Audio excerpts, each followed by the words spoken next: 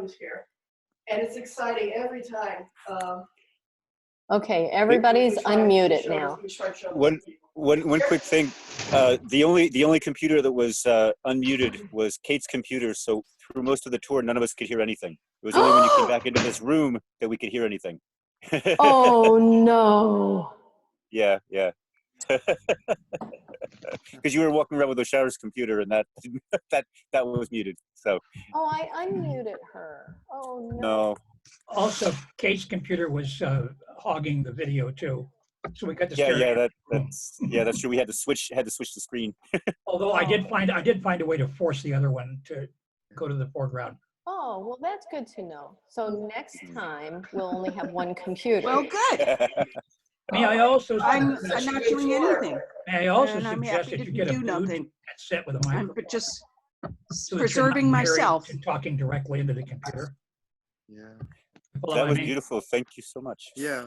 We screwed up. We should have done a little more testing at the beginning. I'm so sorry. That was one of the best tours ever. It was the first go. All good. Yeah. And we could hear parts of it really well. Like what parts? The living room. You know, when you were talking about the apparition. When you were in the bathroom, it was okay. Bathroom, kitchen was good. Sorry, what are you doing really early in the morning? Oh, yeah.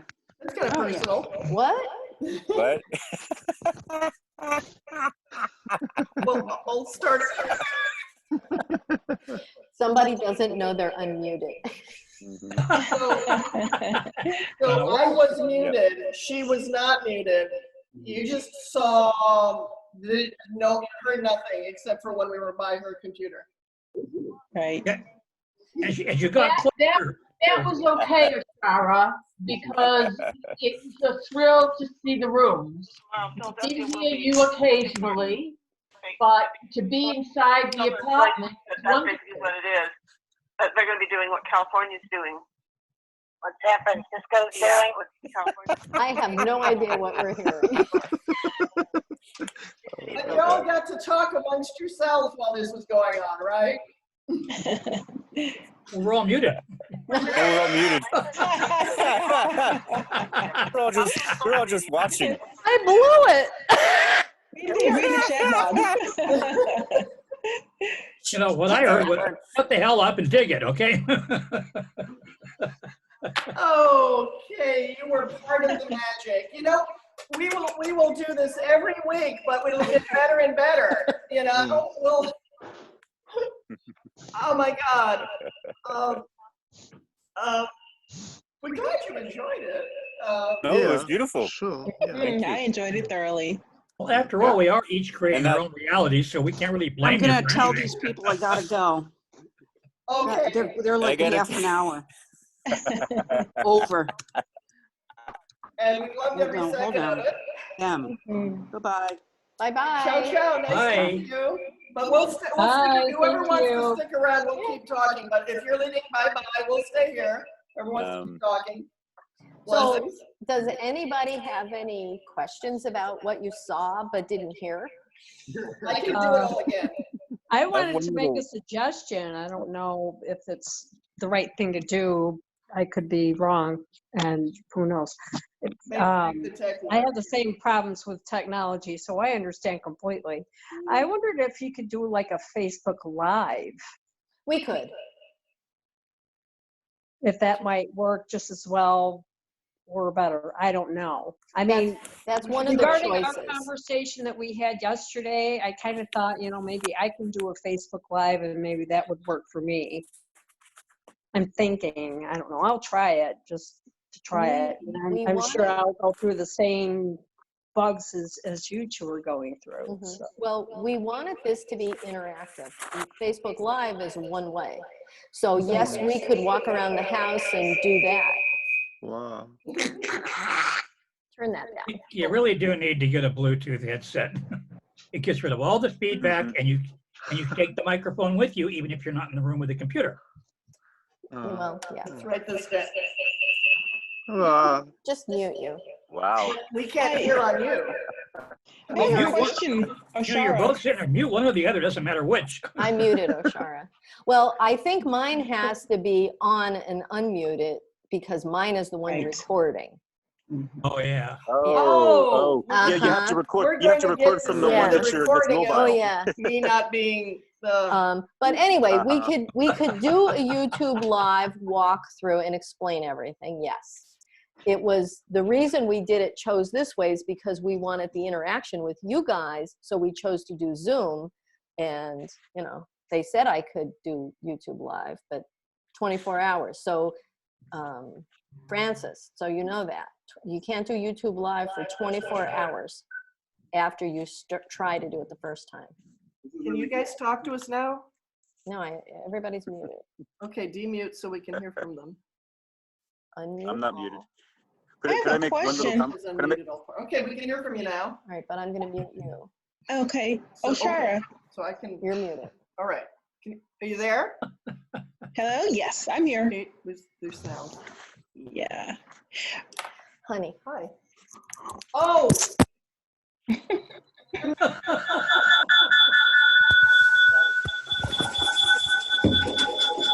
Mute.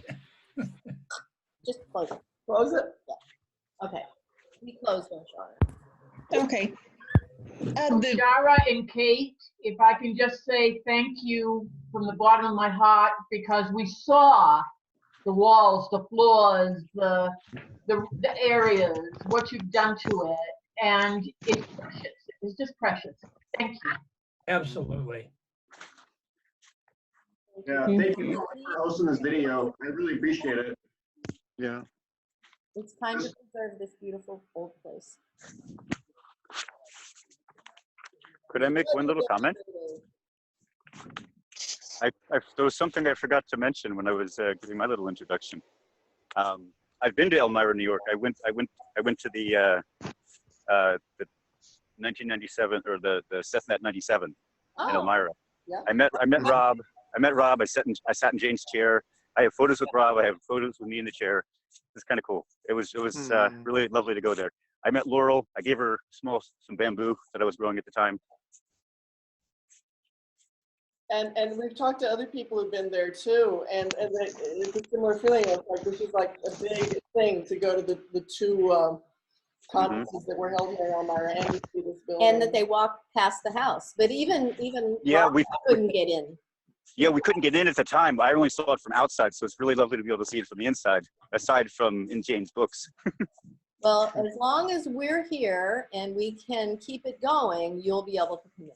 Yeah, and Beautiful. you will hear a verbal tour if you come here live, and yeah, we want to we'll work the bugs out. It's funny and silly that we didn't have the tech down before. But you saw it. You saw it in your own privacy of your own worlds and everything. Mm-hmm. Thank you. Inside and out, from the front and up and here, and I tell you, it is magical. We've been here over 3 years doing this, and it's very special. Yeah, it's very special. I'm really happy to hear that. I'm glad the house is. I'm really glad the house is being restored. Little by little, step by step. Mm-hmm. You two are pretty special too for doing all of this. I mean, I can't tell you how grateful I am, and I'm sure I'm not the only one. Thank you. Thank you. Thank you. You're welcome. Thank you, guys. I feel very grateful. This is the Love Fest, Seth Love Fest, and we'll be back next week. Yeah. If not sooner. If not sooner. So be watching for announcements when we feel guided to do another Let's Get Together online. Maybe we should do it, a lot more often than once a week. We should really keep this going because we want to get this online community happening. It was so good to hear all of your stories, all these precious stories. We kind of share a similar path to meeting Seth and taking the journey with Seth in our lives. So it's very special to hear these stories from you. And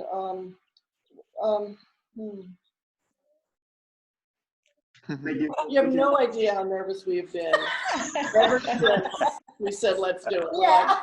And it worked. 8%. You know what the beauty is? The beauty is we didn't know it didn't work until we were done. We just kept it up. You guys were probably just giggling. She's tech queens. But thank you for coming together first, Seth.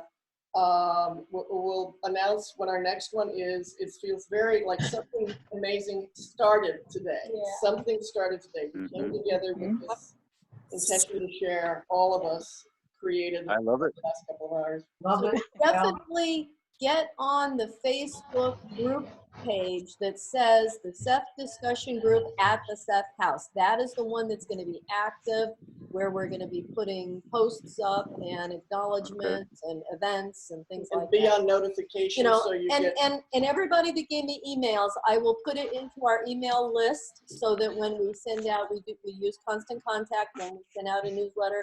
You guys will get a copy of that too. Yeah, if we have your email, we'll put you on our email list.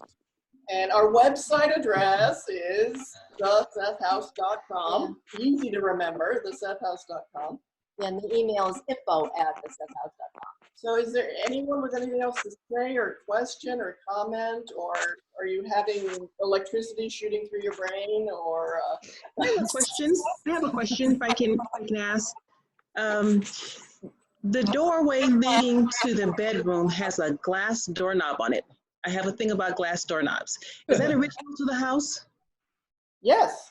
So much of the stuff's original, like the marble floors, the woodwork, and yet that doorknob, probably, as far as we know, looks like it is original. So the weird thing is that one side is brass and the other side is glass on more than one door. In the house, yeah. Yeah. Oh, that's weird. That is weird.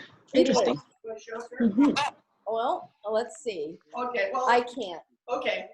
We'll just have to remember the We'll let magic. it- yeah, we'll do that. Next time we'll show the doorknobs Yeah, better. on the older doors, one is glass and one is brass. Yeah. Mm-hmm.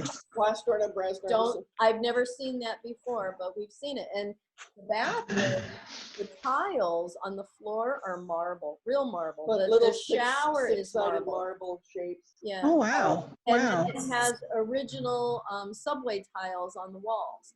So Huh. it's all original to 1888. So little background story on that is when they built the house as a one-family mansion, this apartment number 5 was the master bedroom suite. So that kitchen used to be their closet. The living room where we are right now, that was their bedroom. Back in Went 1888. into the bathroom, and then we're assuming that the bedroom maybe was a nursery. Okay. You know, or a dressing room, who knows what they used it for. Right. And then it was a sleeping porch out back, and that ended up being the art studio. So, Okay. Yeah, so that art pack was Rob's art studio. mhm. Yeah, so you didn't know if you, well, anyway. Yeah. Okay. And most of the floors on the first floor, I don't know about the second floor here, but the first floor, the hardwood floors are in like a herringbone pattern, and they're just beautiful. And this building, there was at least 4 feet on the first floor of flood mud in 72. I remember that when the Chemung River. The floors are beautiful.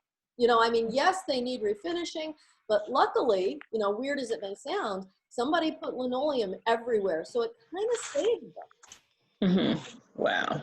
We Wow. just need to unearth everything. We're trying to find original blueprints, you know, so that we know load bearing and what's this and what can be taken Yes. off, blah, blah, blah. So, Okay. you know, that's all stuff that has yet to come. So what we're doing right now is just we're keeping up. We've got the apartment downstairs, 1A, that is kind of the welcome center. It's where we do most of the work as far as mailings and stuff goes, where the phone and things are.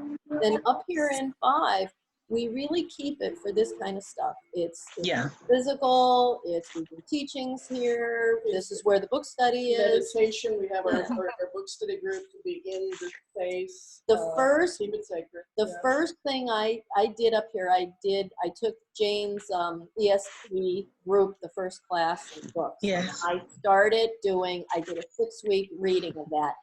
I couldn't read it without crying. Wow. I can imagine. It is so emotional to read Seth's words here in this room. It's amazing. Wow. And I'm going to tell you guys, this is another secret. I asked Tim Hart to come here for the two of them and read in this room, sitting in Jane's chair. We would love that. He Tim hasn't Hart. responded yet, Yeah. but I can't imagine. I'm hoping he says yes. Yeah. I bet he wants to. I bet he wants to. I hope so, because we want him here. We love him. And That would be awesome. Reading from these books in this room would just be like. Oh yeah, this book, I just cried and cried. I mean, I'm like, and I was not even just crying. It was like, and I'm like, I don't even know how anybody understood what I was saying. Wow, what an honor. You guys are so lucky and so blessed to be there. But it's been a shitload of work. I can imagine. I can mean, imagine. we have scraped and painted and scrubbed and cleaned. But that's just the physical. But the now it's admin, beautiful. Like the Well, yeah. and mailing and oh yeah, all those mailings, we do them all. We package the paint chips. You don't know about that. When you donate, we send you a thank you package that includes First time donors. First time. Okay. We put together a little package for people. So let's see, what do we got here? Well, and one thing is too. So we were gifted a postcard of the house over 100 years ago. That's what the house was. Wow, look at it. It was that, and we put together this booklet as to our progress. It's an annual report. That's beautiful. And it shows. And we do have like achievements, hopes, and dreams. But these are all the donors we had for the first 2 years we were here. We got 2 pages. Good. We have people. Oh, Shar and I made business cards for ourselves. Look at that. Woo! Look at the house that says, please restore me. That's so cool. It's how Beautiful. the place looked 100 years ago. Wow. It was A mansion. a mansion 100 years ago. And in the 1930s, it was turned into apartments. Yeah. And we don't have the chip. And So, here's some just famous photos that happened here. She stood there. The bookshelves were there. This is Jane when she was like early 20s, I think, in a rowboat. You've seen these photos.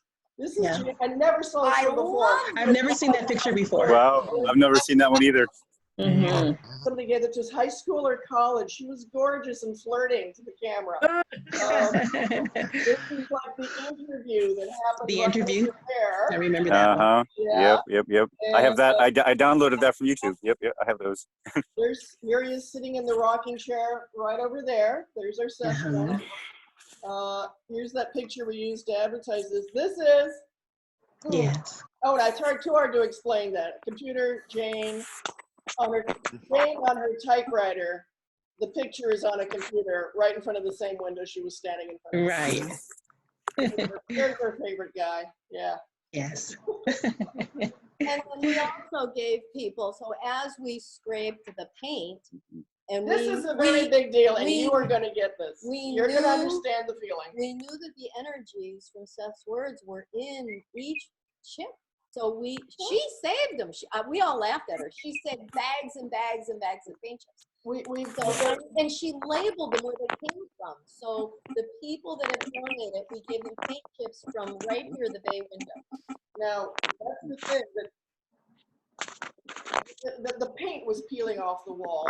It was paint chips. And every time I held a paint chip, like this witnessed Seth speaking. So I could not throw a single paint chip away that was scraped off the walls. I saved every paint chip in bags. I get that. She saved wallpaper, paint chips, she's got it all. And it's all labeled, it's all organized. And it's really more important. I just knew this is so important. And what we did, and it all along was like, it have to be kind of given. I did that. Okay. That one? Okay. I don't want to show this because. No, it's okay. Okay. Well, it's just not. Well, okay. In these little containers. Don't show the. All right. Okay. So in this little container, and all these are is a coin, like they were pennies and dimes. Like coin coin collections. holders. And So we took all the coin stuff out, and we put a little piece of blue felt in, and then on top of it, we put a paint chip. And we've been giving them to first-time donors.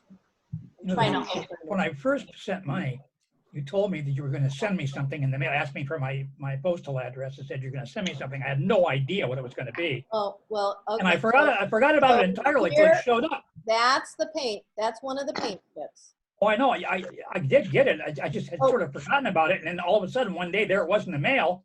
And I opened it up, and it was like, whoa, so that's what they were talking about. I had no idea it was going to be the pamphlet and the postcard and the chip and all that stuff. Yeah. That was wonderful. I think it's a great idea. It's a way for everyone to own a little bit of the Seth House. Yep. So. That's the place. And here is a bag full. And this was from the bay window. Just from these windows, we have paint chips. we want and people who want a piece of the Seth House, who really get it, we want to get these to them. Like right now, it's like if you donate, you get what she said, cards and stuff. But honestly, every time I touch this is the important part. Before, I mean, we've had people call us crying because they could feel the energy from these and the sentiment that they have a part of something that happened right here. Yeah, they witnessed something. So you have a piece of the Seth House. I mean, we sent a piece from the outside. This was before we had access to this apartment. There was a paint chip from outside, and Madeline? Oh yeah, from the Black Sheep. She made a newsletter. She's since passed, but we sent her a piece of wood that fell off our chocolate. And she photocopied it and she put it in her magazine and told her how meaningful it was to her. And I think that's where we kind of got. Oh no, I had the feeling all along we've got to save every. It was so important because these were there. They go around the world, but they're and a lot of people might think it's crazy, and well, good for them if they think it's crazy. Oh, it's probably all lit. Yeah, see. Tell the world. So down. we seal them, you know, in this little plastic yeah. thing. So you, it's funny the things that become meaningful and blow my mind. That never in my wildest dreams would I say a paint chip is sacred. But you know, I say the craziest shit anyway. So why not that? Awesome. Thank you so much, guys. I have to get going, but I want to thank you again so much, and I hope to join you again very soon. Thank you. Bless you, sir. Thank you. Thank you. Bye-bye. Bye-bye. Bye now. We'll stick around if you do, but blessings wherever you go, and this has been fun, even though I goofed. Love you, Kate. No, speaking of that, as far as I'm concerned, you guys my best. It'll keep getting better and better. This was really a home run. Warts and all. There's no warts. She's gorgeous. Yeah. So. Well, speaking of the inappropriate muting. But, you know, when you look at how much went right, that's not very much to go wrong. Oh. And look at what went right. We're gonna look at it. Lots and lots of stuff went very, very right. And next time we'll put on an even better tour. Absolutely. Yeah. Yeah. And as I was saying too, I guess you didn't hear it. It's like I love showing people around. I love giving the tour. I love talking about this stuff. It's every single time. I just love to say, look at this. Isn't this amazing? So there will be more tours. You got to take a private tour in your own world. And you're all invited in person. Yeah. What Seth book are you reading right now? What? What Seth book are you reading right now? You hear? Can you hear me okay? What Seth book are you reading right now? All of them at the same time. Good enough. Literally, we have all of them around, and we go on findingseth.com, and mostly like just kind of like a theme, find out where he said, talk about this and that. And then we grab the books to read the whole excerpt. I would say that for most of it, Seth Speaks in Nature, Personal Reality. Seth Speaks is the one I'm always reading and I'm always going into. And there's certain things there that I just have to keep rereading. I love the early sessions. The early sessions are just, it's just freaking amazing. You know the early sessions, those 9-volume sets of the Yeah. first. I tell Those you, were very good. I like those as well. this was a gold mine to get the early session. So I would say my favorite books are all 9 volumes of the early session and Seth Speaks, and also throw in Nature of Reality, which is the first book I read also that changed my life forever. I want to show them one more thing. You guys are never going to get to leave the I know, Seth you're not gonna house. get to go home. No, it's good you are home, Where but is it? what are you looking for? Oh, it's bottom right, bottom right. Yeah, okay. We had our Jane's birthday party thing, and we actually got interviewed by local news the day before it happened. So people locally here found out that we were going to be having this party coming over. So we met a few new people. 2 people, their grandmother had been a member of Jane's ESP group. Jane Roberts gave that woman a notebook. Wow. Can y'all see that? Cool. So I'm going to open it up to a special page, because this page I like cry. Okay. This is the page where Seth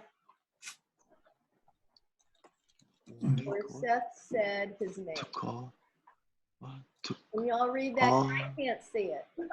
But we still need some kind of name. What? Call me whatever you choose. Oh.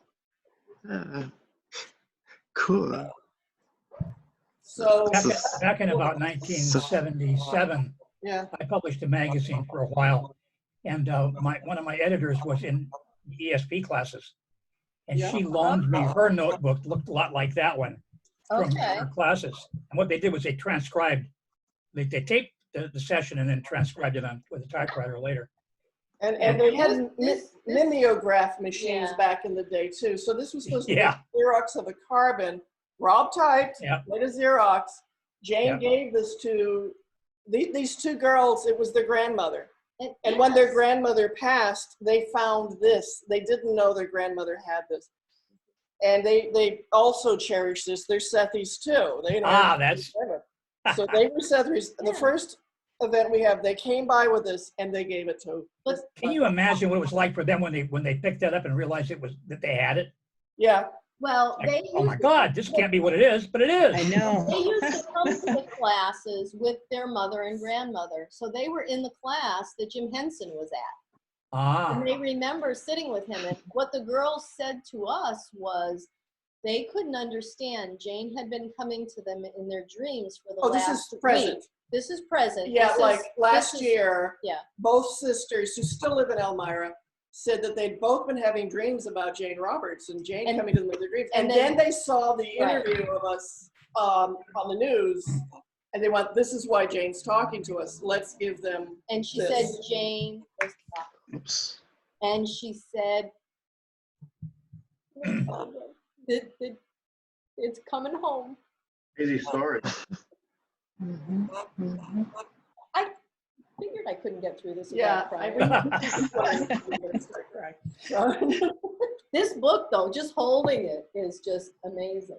So what is it actually? Is it like a galley proof or? 27 sessions. The first 27 sessions. All right, and they're typed by Rob. the And very then first. the beginning ones, like 1, 2, 3, 4, they're all on the Mm. Ouija board. It's all about this December 10th, 1963. This is a literal transcription of the messages received by my wife, Jane Roberts, and myself, Robert Butts Jr., through a Ouija board. I was just going to say, that was why they were still using the Ouija board. Jiminy Christmas. Yeah. This was, he typed up the first thing. Beginning on the evening of December 2nd, 1963.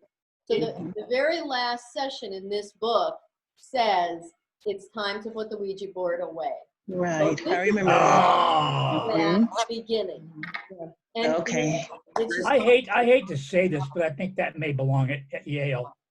They have Xerox copies. Uh-huh. Oh, they do? Yeah, Okay. they got everything at Yale, Xerox copies. Okay. Okay. So they have this, but Jane gave it to their grandmother. They gave it to the house. Mhm. Wow, she must have loved that grandmother a lot, because that's like That's like the first draft of the Declaration of Independence. Right. Yeah, that's back when Not a Seth was copy, Frank the Winters. original first draft. And so basically, this is also like the first 27 sessions of this, and we've read them simultaneously. Yeah, Like they're the same. yeah, like I would say, we would read it at the same time. I would read the book while she was reading this, or vice versa. And we checked for change of words. And it's right. It's here. It's here. So first 27s of this is this. Okay. Yeah. Wow, what a find. What a treasure. You know what would be really cool is if you guys could digitize that somehow and put it on the website or on Facebook or something. We'll take pictures of it, but the actual words are in here. But who knows? Yeah, because it is. You do look at the mimeograph, the blue, the carbon, that it was typed and all that. Your whole. They just take pictures of it and put the graphics, pages. Yep. Well, what they do at the Library of Congress with things like that is they take a picture of the original, and then if it's hard to read because some of the old stuff is a lot harder to read than that, and they put the text translation next to it. Yeah. Yeah, some of this is really hard to read. It's broken text and faded and yeah. Rob's shorthand. Well, Yeah, no, I would love to have Rob. I was just going to say the same thing. Oh, this is my dream. I want the original shorthand and learn how to understand the shorthand. 2 or 3 paragraphs would make me happy. Oh. Frank Watts what he said was pretty profound too. What Frank Watts said when he came through before Seth, some of that's pretty profound. Frank Watts, yes. Mm-hmm. That was actually really profound too. Yes. I'm reading the early sessions. I got the first one. I'm on the second one now. And what's interesting too is to just like, here we are on the second floor. This was their apartment. Number 4, they rented that for the last 4 years they were here. So they had 2 apartments for the last 4 years. Number 3 is where Mrs. Callahan. Miss Cunningham or Callahan. She might have actually been Miss Callahan, but Cunningham was used in the book. To protect her privacy. Her nephew got hold of us through Facebook and said that he's so-and-so Callahan, and his aunt was Mrs. Callahan who lived there. So it was actually Callahan. Oh, okay. Yeah. So they changed a lot of names, protect them and everything, especially since, And that apartment is available to rent right now. Well, he's probably trying to, in the last conversation, it seems like he's saying he's probably not going to bother renting it because we are moving closer to the purchase thing, and he doesn't want to bother cleaning it anymore. It was left an absolute mess. And he gave us, if the purchase hasn't gone through by our events, he's given us the permission to use the whole building if it's available, like whatever. Awesome. Well, yeah, like the last year. So he's working with us. Oh yeah, like last year, apartment 2 wasn't rented, and he said we can use that. That's where we put the art show. Round Card had his art show in there, and then also apartment number 4 let us go into his apartment while he was at work, and we did a display in there. We had the library in there. Yeah, we had the library in there. And so it looks like number 3 is vacant right now, and he's not going to bother trying to rent it. We can use number 3 next month in May for our event, and we can have some displays in there. And that was Mrs. Callahan's place, or Cunningham, whoever, in all these realities. So he says he thinks number 7 they might be leaving too, and if so, we can use that too. So it's nice we're in a good relationship with him, and he's just like, have at it, walk around the building, bring all your. He loves Seth readers. I'll say he's a devout Christian, but he's totally supportive of this. Yeah, and he's very respectful. Very respectful, and he knew the history of the building, and he wasn't comfortable with it all along. And then I moved in. And now, now he's like, God, if I could have more Seth readers like you living here, bring your Seth readers to live here. He said, can you find one of your people that want this apartment? We want your people here, Well, be careful you don't talk him into not selling it. Right, that's it. We're heading in that direction nicely and friendly and everything. Like I said, we just have to raise more money to pay him, and he wants to be sure you know, we have all our duckies in a row to be able to take on the responsibility of this.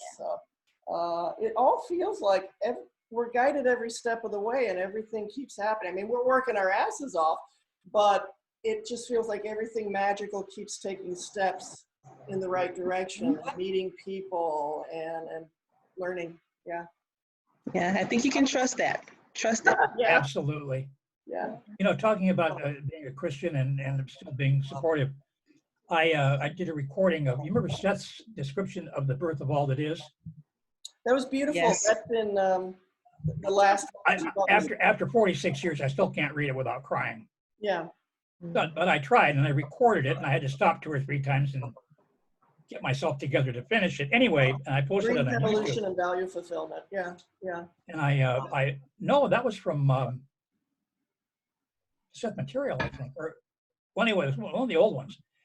Because I was reading it in classes in '75, so it has to be that old.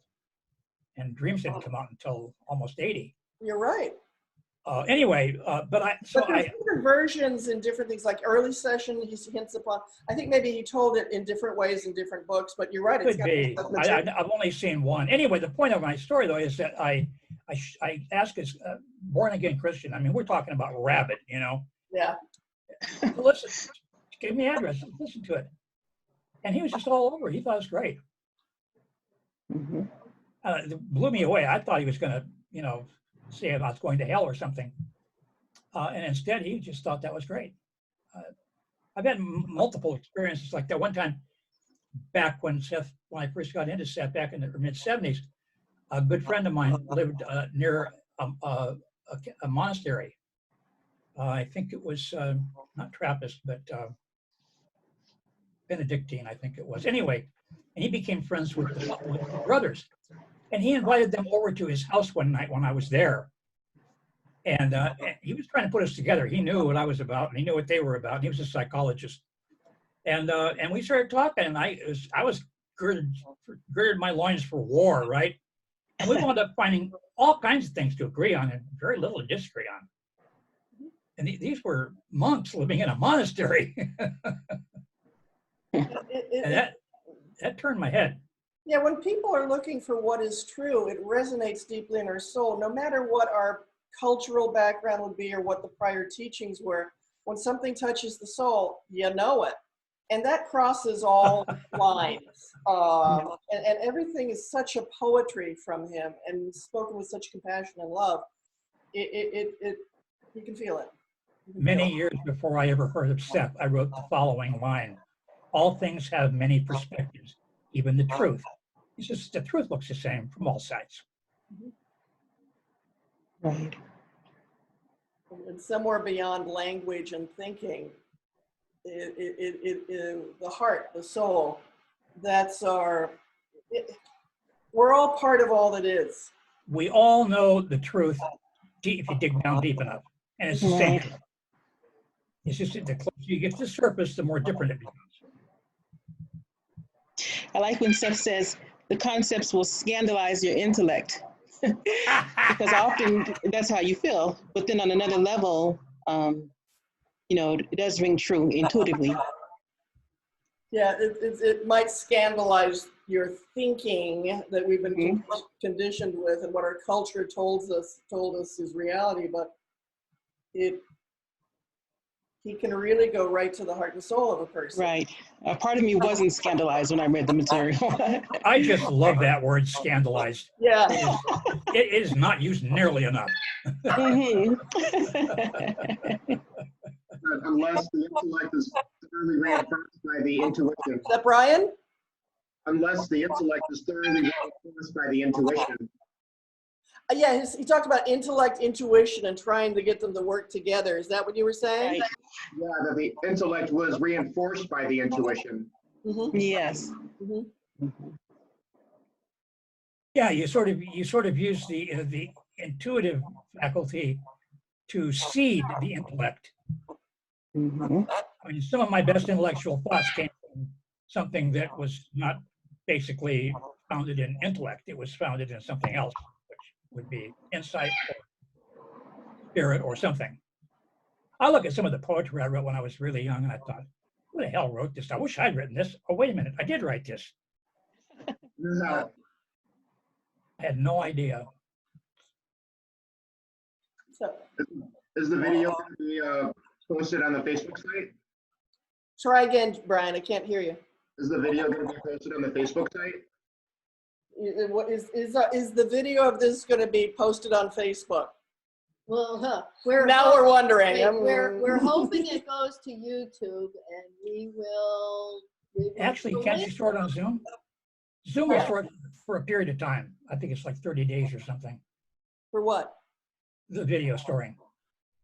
Won't YouTube store it for, or not YouTube, but Zoom? Won't Zoom store it for a while? I recorded The video. it. I have it. So this is recorded, our interview. Yeah, that's what I'm saying. Won't you just record it through Zoom, right? It's recorded to my hard drive. Is it your hard drive or Zoom? Yes. Yes. Oh, okay. Yeah, I have it locally. Okay, I didn't realize that. There's a choice. 3 hours would have been more gigabytes than they would give. So it's recorded here. I have a 2 terabyte drive, so it's recorded there. I will upload it. We'll probably cut it off. We'll look at it. Yeah, you might want to slice it into bite-sized chunks. Oh, that's a good idea. Part 1, point 2, part 3, like have different, wherever it should break off, maybe in 4 parts or something. And don't worry about high definition. These pictures aren't that great anyway. Yeah, and we truly don't even know what it's going to look like. Yeah. So yeah, we'll do that. Put it on YouTube. Have a link of it from Facebook to here, and we'll all be sentimental about this sometime. And then just if we can collect all of these conversations and put them on our YouTube page, people around the world can turn it on anytime and feel like they're part of a group and listen to different people from all over the world, just share their hearts and minds and feelings and some laughs. And, just to put it out there that people can, this could be Seth groups that can be, shown, join a Seth group anytime, just, YouTube or other sources. Don't worry about any technical difficulties. Just share it. Yeah, just to share it with that if strangers around the world years from now could look at this and just something anyone says here might strike something meaningful in them or inspire them to have their own group too. All you got to do is pretend that it's live and you're just a lurker. I didn't get that. I'm sorry. I said you can pretend it's live and you're just a lurker. That's it. That's right. You can turn one of these on and pretend it's happening now and just go like, I'm just spying on them, You really couldn't tell the difference, Or you could always pause it and then contribute what you wanted to contribute. And pick it up where you left off. Nodding their head and saying, that was very thoughtful. Like, don't wait for a clever response. Yeah.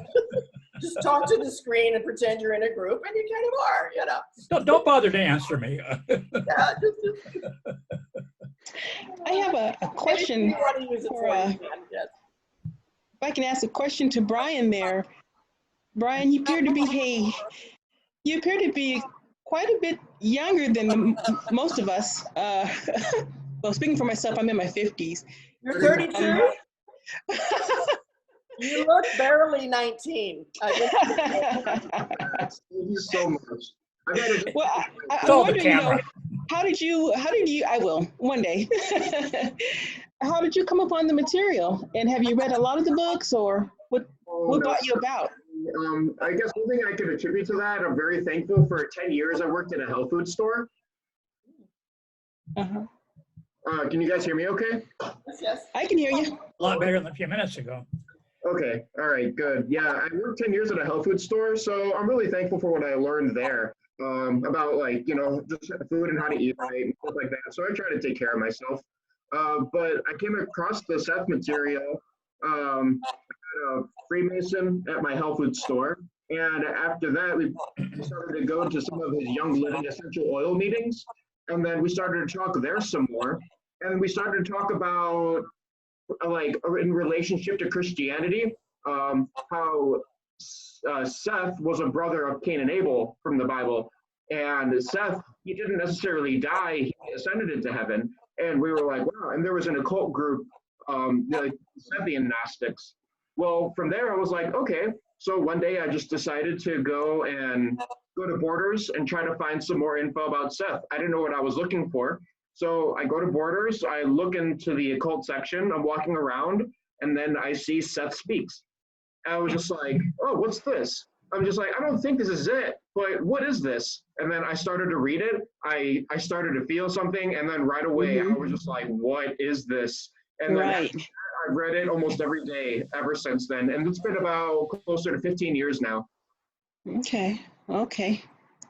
So, Interesting. Interesting. but yes, in the chat I shared all of my notes. So everything that really struck me, I copied down, and putting all of my documents together, I have close to 3,000 pages, and I shared all of it in the chat, and I emailed them at info@something. Okay. So Okay. it's there, and it really helped me, and I just wanted to help everyone else. Right. Right. Okay. Okay. Interesting. Thank you. Nice to meet you. Nice to meet you too. Oh, really? This has been such a treat. It has been a treat. Such a treat. Oh, honey, we're the blue aliens. We look blue. We're blue aliens. Baby. Oh, Coneheads. All right. Now I recognize you. Ah, there you go. There's that picture I tried to show you. Yeah. Okay. Anyway, Yeah, the check's in the mail. that's who we really are. Right. Oh, did you guys see my comment? I can't see the comments. Can you, Kate? Oh, wait, there they are. No. Did you guys ever read any Aleister Crowley? No. Aleister Crowley, he supposedly, everything he got came from an entity named Iowas.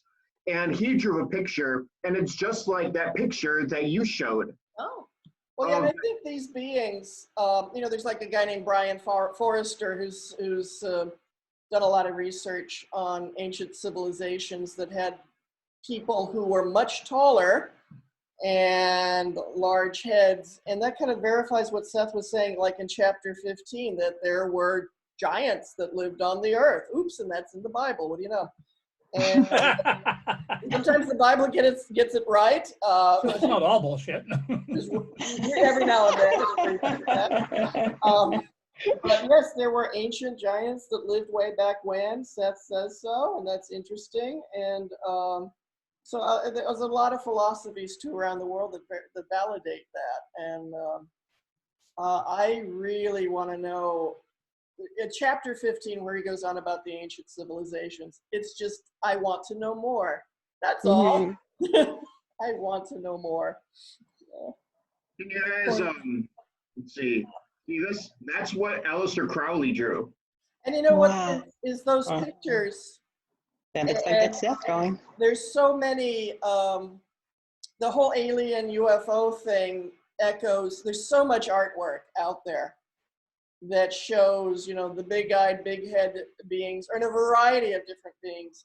But I think Seth was talking about that there is so many forms of life, and so many shapes and sizes and dimensions. I mean, just when you think about Earth only, how many forms of life are there of different shape? And if you made them all about 5 or 6 feet tall, well, one thing, we'd all be creeped out that they're going to eat us, but the nature, reality, all that is infinitely creative about form and putting consciousness into form. There's no end to the shapes. And what's fascinating, all of these stories are probable realities and probably pasts, of which there are an indefinite number. Yeah. Right. So there's no such thing as this really happened, that really didn't happen. Yeah. All things were, all things are in spacious present. Yeah. Yep. That's a good comment. Thank you. I did a video that I uploaded to YouTube one thing I want to add to that, though, if you get a chance, one thing I want to add to that is that all these shapes and sizes, and we think about the big heads or the whatever these, we have all worn bodies completely different from these. Yep. These are wonderful bodies, but we have all worn so many kinds of bodies. And will again. Is sometimes it might be good to sit and just contemplate how it feels to have completely different bodies in a completely different dimension and time, because that's something Seth's wanting us to feel, is that our multidimensionality has so many lifetimes and so many experiences and so many so much wisdom. So to kind of feel our way into those other times and places and completely different realities, it's infinite what we are part of and what we have experienced firsthand. This is The way I exciting. expressed it in this video I put on YouTube is that we are omnipotent beings that are immortal. Yeah. Which what that means is that we have eternity to fill with experience, and we're gods at play, so we can just figuratively at least wave our hands and create anything we want. So for the first million years, we got nothing but beach parties and song and dance and musical comedies. But after a while, you want to try something new. You want to test yourself. You want to see what take it out in the Mulsanne Strait and see what she'll do. Mm-hmm. And Right. that's what, if you had an infinite amount of time and an infinite amount of power, you would get bored and you have to, until you created something new, and you would have to keep doing that forever. And what would you have? You'd have pretty much what we got, Mm-hmm. including war and pestilence, as we're all learning. It's inevitable. It's not just possible. It is unavoidable. Yes. Yeah, we want more challenges. We want more learning experiences. We want more growth potential. We want to work with other loved ones, which is everyone, in creating connection. The thing about the human experience is you do end up connecting with others in times of crisis and times of joy. And that's why we create them. And to create experiences. And here's a place to do it all. I agree completely. Me too. And the thing of it is that once you realize what I was saying about infinite time and infinite power, then a lot of things start making more sense without changing anything else, except the perspective from which you view them. And I don't see any way that anyone cannot grasp that. Because the basis of it, I think, is that all that is exists primarily to find out who it is. And it does that by expressing itself creatively, then experiencing those expressions, which in turn spawn more expressions. And we're part of that, and we bear that same capacity and obsession with expressing ourselves creatively, experiencing the expressions, and then doing it again. And that's what makes the universe go around, and there's no place to escape it because it's everything. And when you look at things through that filter, the craziness, the confusion, the chaos just disappears. And two, we don't have to participate in realities we don't want to participate in. Absolutely, that's part of the deal. There's so much happening in this world, depending on whether it's round or flat. I'll take it. Wherever we're living, I love it. But there are people participating in things I may not care to participate in. I am participating in things lots of people don't want to participate in. So that's the thing about creating our own reality, even within the sphere of understanding and awakening, is you create your own reality out of infinite choices, infinite ability to create it, and you don't have to go where you don't want to go. Mm-hmm. And that's the freedom that he's saying we have. The way I talk about that in that video is that we start planning or cooking up our next incarnation before we're even conceived. We have a dream and we fall so desperately in love with it, we got to make it happen. And so we recruit sponsors, we call them parents, and they help us set us up in business and life, give us a place to live, teach us a few things, maybe even love us. And then we also send out hooks to people we've danced with before that we enjoyed say, hey, I got a new gig going over here. Why don't you come play trumpet with me, you know? And I'll meet you the corner of 37th and Vine in 2093 or whatever. And that's how it, and everything else is details that we improvise in between. And it just fits so tightly in a loose kind of way. Well, what a wonderful way to run a universe. Oh yeah, I wonder who did that. That was a brilliant thing. If you only had a hand I could shake. We are it. We are all that is. I guess that's it. We are all part of all that is. We are all part of this co-creation. None of us any more or less part. I'm gonna read you something. Keep talking. I'll be right back. I'm so anxious to hear what she has to say. Right. Oh, these are quotes that we have around the house. That we love. We love some of these quotes. We want to have all the walls lined with Seth Talk. Now there's a new kind of wallpaper. Yeah. Seth's entity speaks. This is the Seth 2 thing. This is such a... When June 26, 1968, early sessions 8. In this room, these words were spoken. We are Seth. And whenever we have spoken, this is Seth 2 actually, of course. We are Seth. And whenever we have spoken, we have been known as Seth. The entity had its beginning before the emergence of your time. It was instrumental with many other entities in the early formation of energy into physical form. We are not alone in this endeavor. For through your centuries, other entities like us have also appeared and spoken. Our entity is composed of multitudinous selves with their own identities, many of whom have worked in this behalf.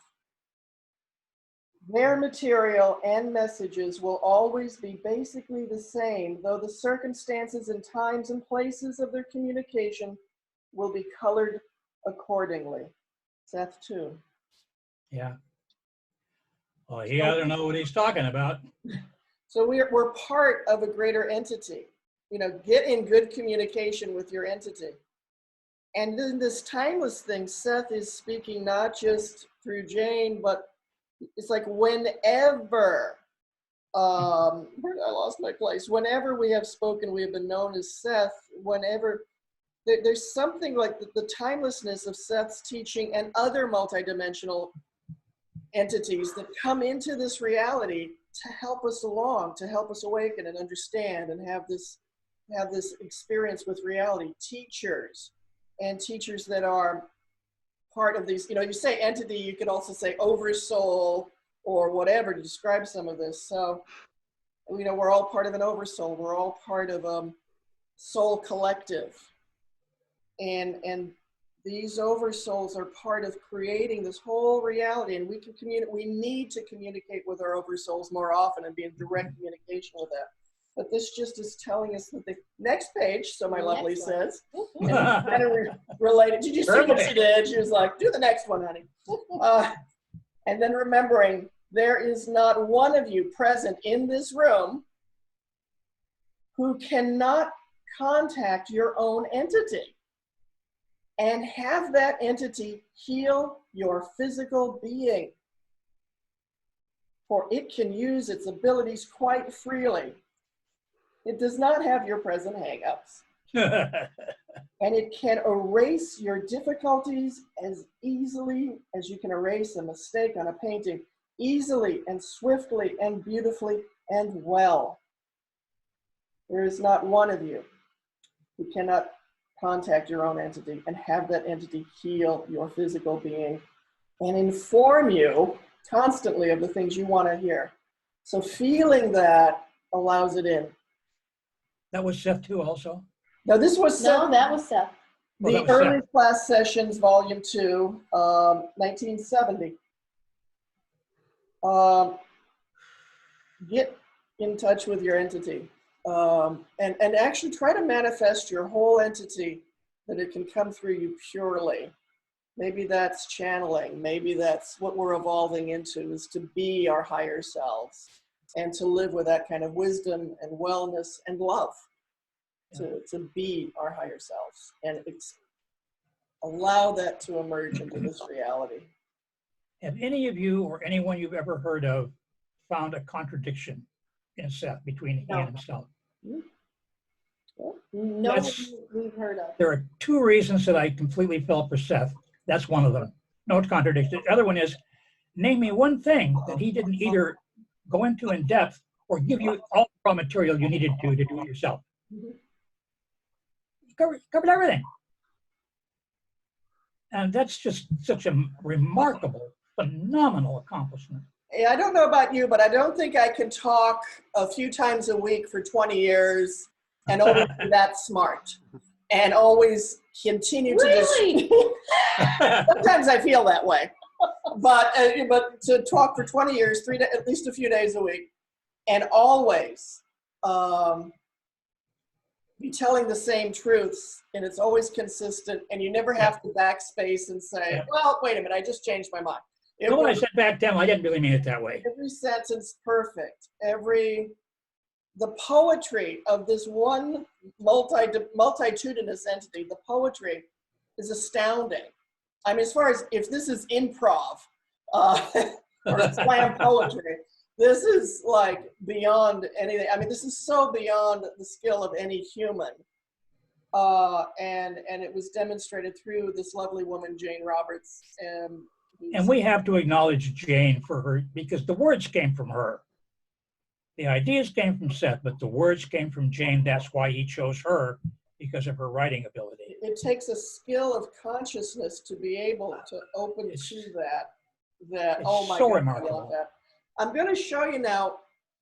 It's sunset. It's after sunset, but let's see. Be careful. I have a hard drive attached to that.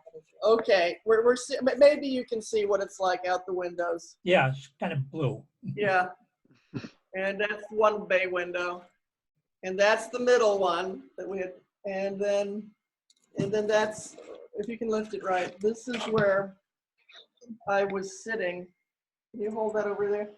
And you can see out that window that has, that house that Jane sat in front of. I have no idea. You're just fine, actually. That's it. And then now bring it around again, just right to here. And stand where she sat. What I want to do is try to give you the view Jane had sitting here for 15 years. Yeah. That she mostly sat right where she's standing. So, you see the Chemung River, you see the corner of walnut and water. And Now that. And those used to be cars from the 1960s. And that big squash of grass, there used to be a house there. Yeah. So, an old Victorian. And then you saw that she looked into this little kitchen. So that was the window of the world that Jane had.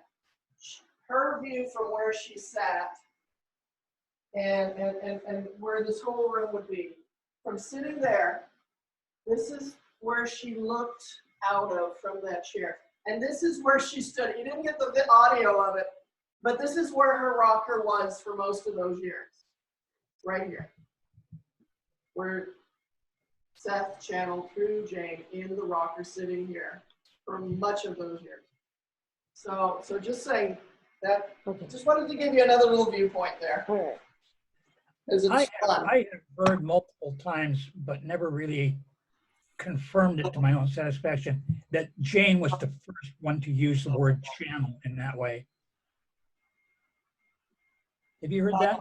I didn't quite hear what you said. That Jane was the first person to use the word To channel. use channel that way. Oh, no, I think like Edgar Casey and others were using the word channel even back then.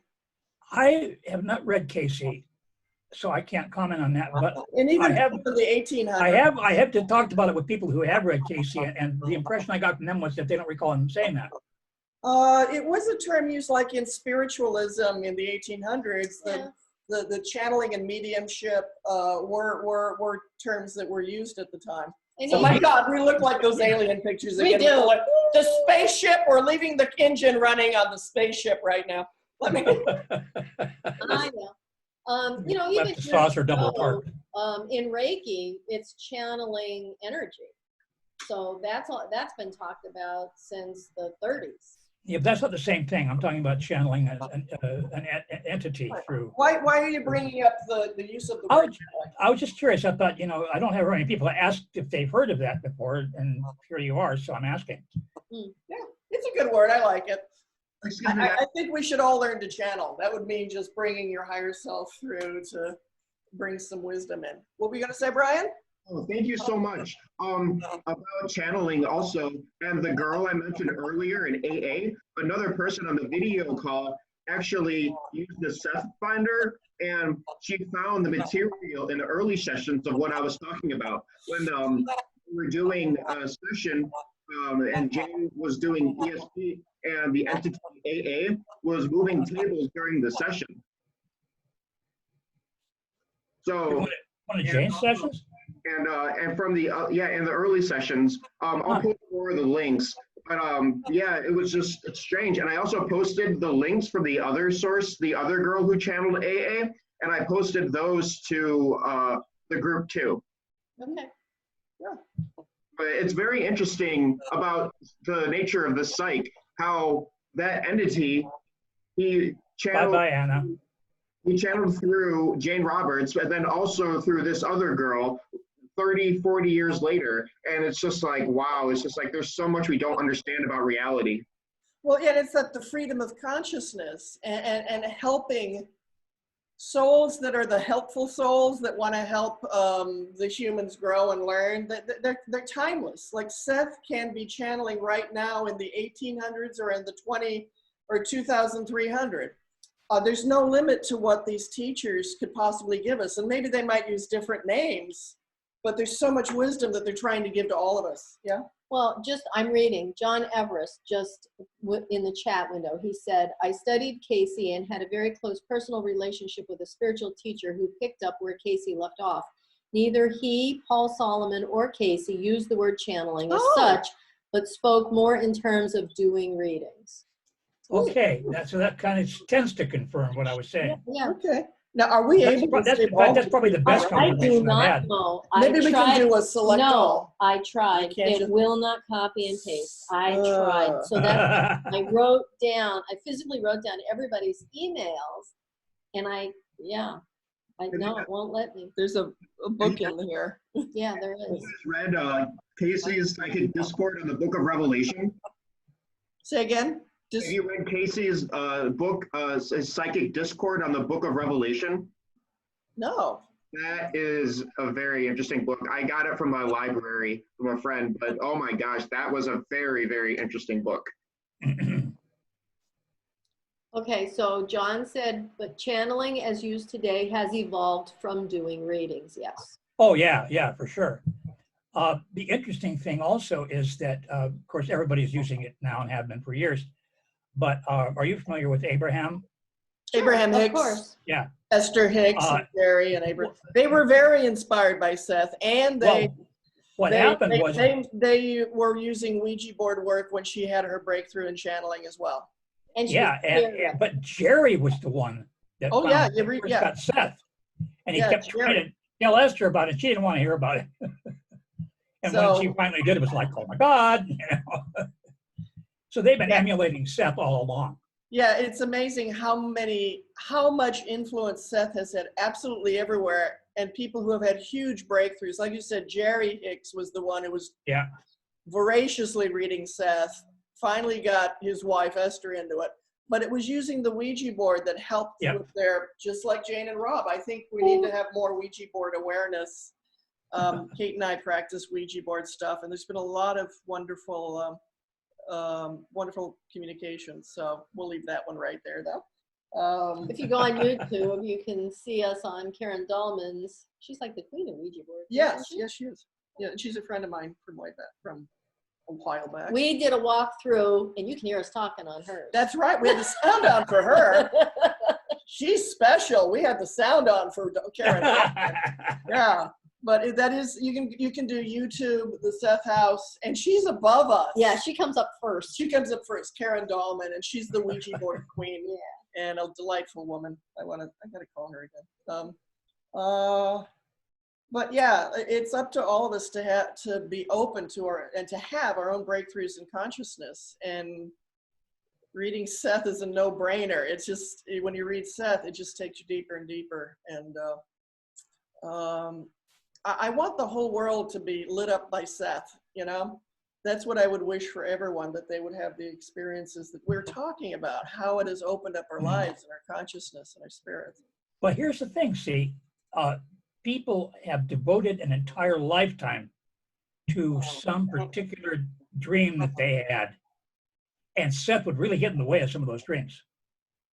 Oh, like maybe a trajectory they were on about, reality is this, and I want to do this with my reality. Yeah. One time I was in a room with these two women who were arguing with each other because one of them had left the country and come back and was stealing clients from the other one. And they were just going at it pretty hot, and I took it as long as I could, and I finally interrupted them and said, "Do you ever think of taking some responsibility for this?" And one of them turned around to me and she said, "We'll get around to that. Right now we got steam to blow off." And it was like, excuse me for interrupting. I had no idea. Steam to blow off. They just blew off the steam, and then they said, "Okay, now what's really going on?" Oh. And if I kept my mouth shut, they would have, gotten around to it. Yeah. I later introduced one of them to my best friend, and they got married until she died. So I know how it turned out. Seth says, yes, we are here to learn how to learn how to understand the infinite energy that we are. So they're doing it in a very strange way that I wouldn't participate in. But for the rest of our lives, that's an amazing concept, that we are an infinite energy, an unlimited energy. And here in physical reality, it builds our skills and helps us learn to direct and control the infinite energy we are with our thoughts, our feelings, our emotions. Well, Seth said it point blank, you're here to learn to take responsibility for the contents of your conscious mind. Yep. Oh, he said a lot of things, and we can both keep saying what he said. Yeah, but I mean, that to me is the simplest version. That's what you're here for. Keep on keeping on. And we're all doing a great job. Yeah. Pat yourself on the back. Notwithstanding. We're all learning to create reality. Yep. And we'll keep doing it until we get it right. Well, maybe it's 7:42. I know, we're almost 4 hours. We started at 2:30 actually, so we got here at 2:30 and we're doing things. But I tell you, this has been such a delight. I don't want it to end. I think we're all feeling that too. I don't want to go. There's nowhere to go. I don't want to go anywhere. This is great. We're talking about around the world. Can I just stay up for a half hour, Mom? Please, please. Say again? Can't I just stay up for another half hour, Mom? Please, please. Well, I'll be good. We're BJ. What time is it there, BJ? It's got to be 1, 2 in the morning. It's 43 minutes past midnight. Yeah. Okay. All right, we're not too bad then. But I think in Germany it's after two. Yeah, it's an hour more. Whatever. My gosh. I'd feel sorry for people from India if they were. Of course, they'd be getting up for breakfast about now. Australia. Right. This is wonderful. Again, it's that feeling I don't really want to go, but we have so much to process too from what we've shared and let it soak really. in. But and how do you edit like 3.5, 4 hours? Well, you have to hang up first. I'm not going to hang up first. Welcome to high school. I'm just enjoying all this. Say what, Brian? I'm just enjoying all this. Thank you. Yeah, I am too.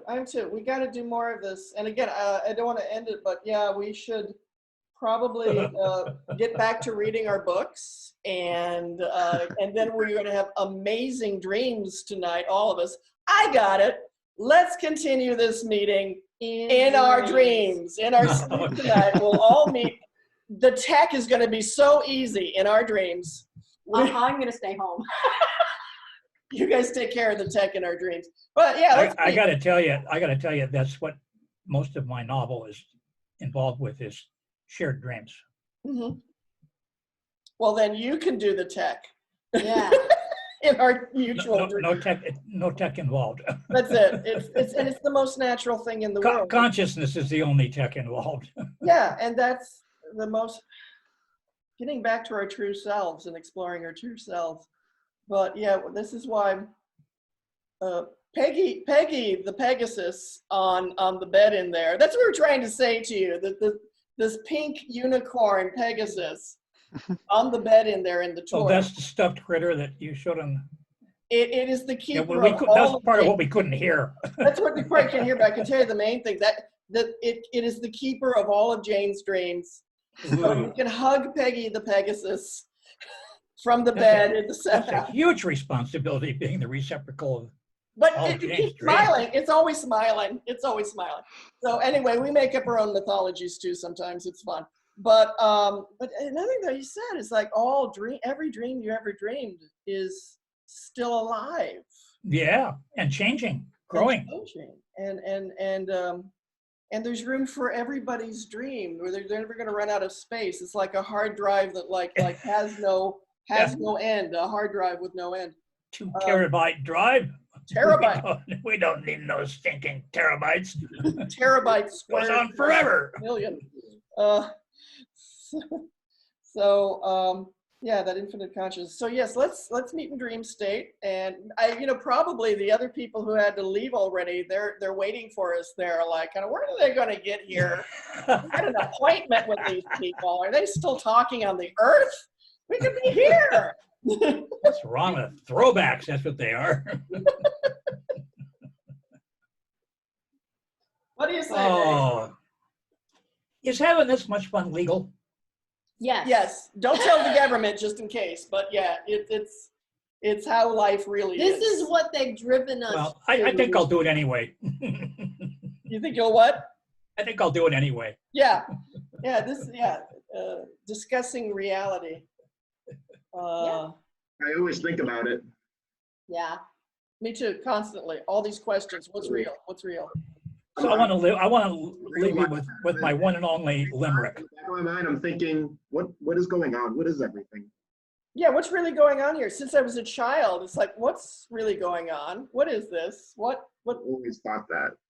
Yeah. Always. Never stops. I work at Amazon and I love it. I'm working, but I'm always just in the back of my head. It never stops.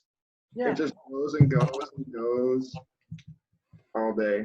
I never stop trying to learn. I never stop searching. But it's been so great meeting you guys. Aww, thank you. So I want to leave you with my one and only limerick. Hey? There was a young man from Tibet who at birth forgot to forget. Knowing future and past, he discovered at last that his timer was never reset. I want to read that. It's on my website someplace. Or send me an email. What are you, nedjohnson.com? Ned's Words. Nedswords.com. And another thing that I'm always thinking too is like, what's real? What's really going on? What's happening? What is this dimension? But it's also like, how can I help? How can I fix this too? It's kind of like, okay, I see problems. What do we have to do to make things better? And it is all consciousness, the real and spiritual. Seth said, your only problems are your spiritual ignorance. Yeah, if you really understood, you would see there was no problem. That's right. We can just quote Seth back and forth. We don't need to have these stinking books. It's just, yeah. It's like your only problem is spiritual ignorance. Is that meaning it's not an insult. It's just that we don't know. We need to be informed about what is spiritually real. The good news is that unlike stupid, there is a cure for ignorance. It's called learning. Learning, information. You need truthful information. That's what Seth gave us, truthful information that we're consuming and we're still waking up to. By the that's shipload. The cure for everything is truthful spiritual information. Unfortunately, some assembly is required. Batteries not included. That too. Okay, so I'm speaking from my own personal experience. It's 46 years and I still haven't got it mastered. I mean, not even close. Yeah, but the joy of pursuit of knowledge and the joy of spiritual awakening. Each layer of awareness is joy. And Seth Well, that's is why very there's players that. and there's coaches. You know, I'm a better coach than I'm a player.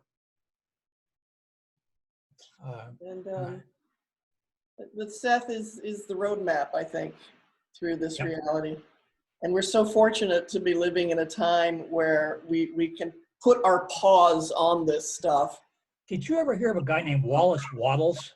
Oh, way back 100 years ago, he was a great 1910. spiritual philosopher and Yeah. self-improvement, you might say. And he didn't have Seth. Oh, he was great wisdom. I mean, considering that he wrote in the context of the environment in which he lived, so there was a lot of biblical references and a lot of cliches that were from that Thomas Jefferson would have used from the Enlightenment. Mhm. But that's because he was, slightly brainwashed, like we all are. But he got the guts of it down cold. I think there were always people in human history who were able to tap in to all that is purely and bring that to their times to help those, to give something to those who were seeking truly. But they were all kind of tainted by their the ambient psychology of the time. Well, and as Seth said, the information is going to be a little distorted coming through for that very reason. The era we're in. They don't call it an era. I don't find that true of Seth at all. Yeah. I mean, I'm getting real close to half a century with Seth, and I'm sorry, I don't see any degradation whatsoever. I think that and since it was actually dictated back in the 60s, it's a lot more than half a century. I'm only talking about my personal experience, and it was ahead of its time then. It's ahead of its time now. Yeah. Timeless. Yeah. What was that gentleman's name? Wallace? Wattles. W-A-T-T-L-E-S. Yes, yeah. Wallace and Wattles. And his famous book was The Science of Getting Rich. And yet it was about so many things, like Napoleon Hill's, Think and Grow Rich. Well, Napoleon Hill went to school on Wallace Wattles. I found that out. And Napoleon Hill, who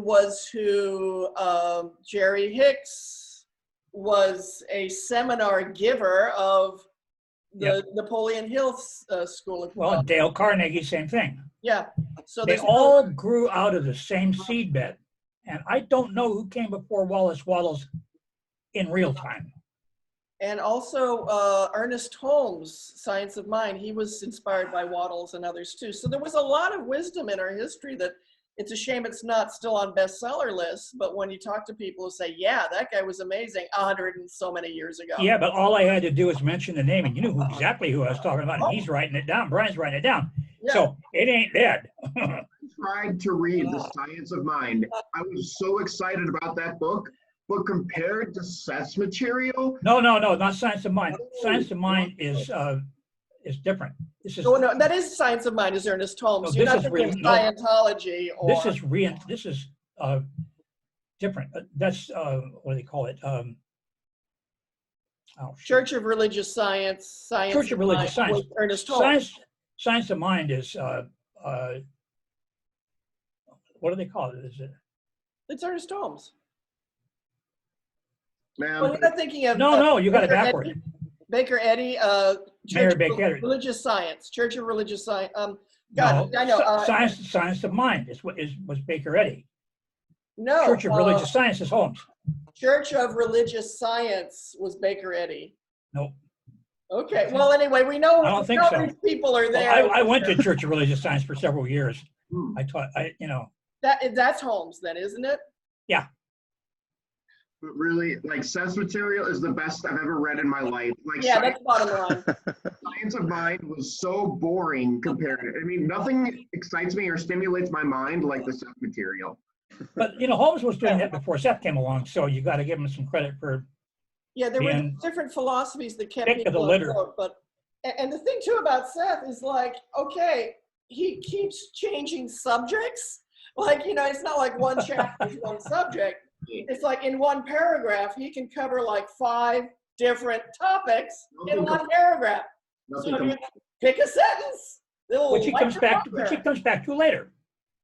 But I love the William James books too. Yeah. The William James book.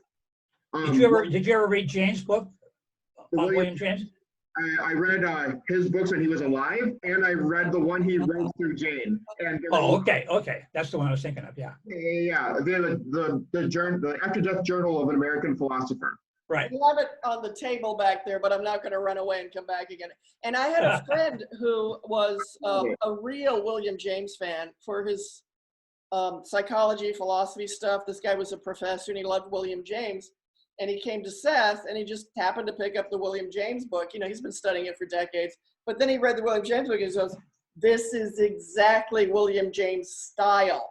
This is what he felt having been a big William James fan. Well, it was written by his worldview. How much more authentic can you get? It was jaw-dropping to him. And that, you know what I mean, with changes. Like he could read this book and feel his previous experience with William James' book and say, I fully believe this. I loved William James. I read his books. I'm reading Jane's thing. This feels like it is him after death. Well, and Rob had the same things to say about the Cezanne book that she gave him for a birthday present one year. She was an unlimited psychic. I mean, and that's practically an insult, you know. Well, the depth and breadth of everything she tapped into, she was doing everything. You know, worldview, channeling. Anyway, an amazing woman who had an amazing influence on society. I mean, even if people don't know, you know, it's been 50, 60 years.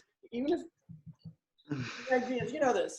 The front of this book has all these quotes from all these famous teachers and authors and speakers. I'm not worthy.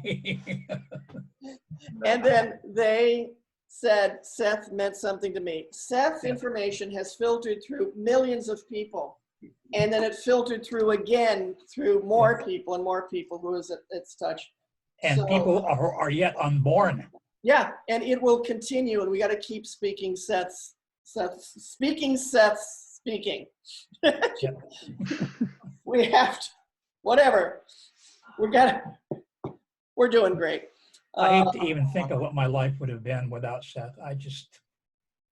I wouldn't have lived this long. Oh, I wouldn't be happy. I'm not sure I would have made it through the year. Yeah, I hope, talking about probable realities, I hope there would have been something to save me. But we could all probably tell oh my God, this is what, thank you. Just thank you, Seth. Jeez. This made all the difference. Yeah, literally saved my life, and I guess yours literally too. Me many times. Yeah. Yeah. That's why I was so absolutely bowled over when I opened Seth Speaks and started reading, was because I could see my life winding down. I was, I had been a working musician for several years, and I just played my last gig, and I had no visible means of support. I was living in a travel trailer in a friend's backyard, which I couldn't do for very much longer. And I was out.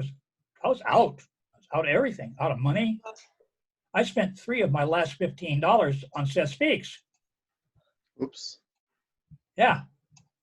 And I had to crash the gate at a psychic fair to do that. Otherwise, I wouldn't have had that much money left. And I didn't even open the book for 3 or 4 days. A friend of mine that was with me said, "Could I borrow that?" And I said, "Okay." I had no idea what it was. And we got together a few days later, and she gave it back to me. And next day I opened it up and thought, well, I might as well read this. I spent practically my last $1 for it. And I started reading. It's like, oh my God. The thing of it is that up until that point in my life, and I just turned 30, I was about to turn 30. Up until that point, I had come to hate my own emotionality and my own intuition and stuff. I felt like it was the worst thing about me. It was the worst thing about humanity, and I had a bad case of it. And what my moment of inspiration, my epiphany was that I had been kept keeping it alive, which I hated, but I've been keeping it alive till I needed it, till I could know what to do with it. And I'd made it. Here it was, sitting in my hands.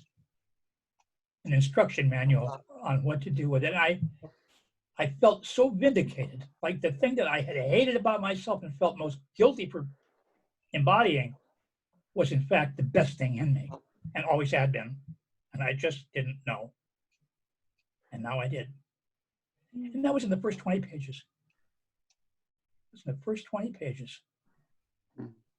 God, it still takes me over. Whew, that was so heavy. I told you I wrote this all down, and I'll share it with you.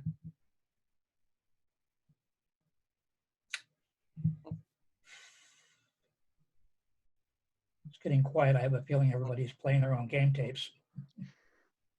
No, that was a very meaningful story, and I'm sure we're all kind of thinking of our own. Briefly, I was 21 and I'd been suicidal for years, and someone handed me a copy of Nature of Personal Reality, and then he told me he found a study group, and that's when my life, I got to change the contents of my conscious mind. He gave me to change your first real lesson. Mind. And I was able to change my inner world.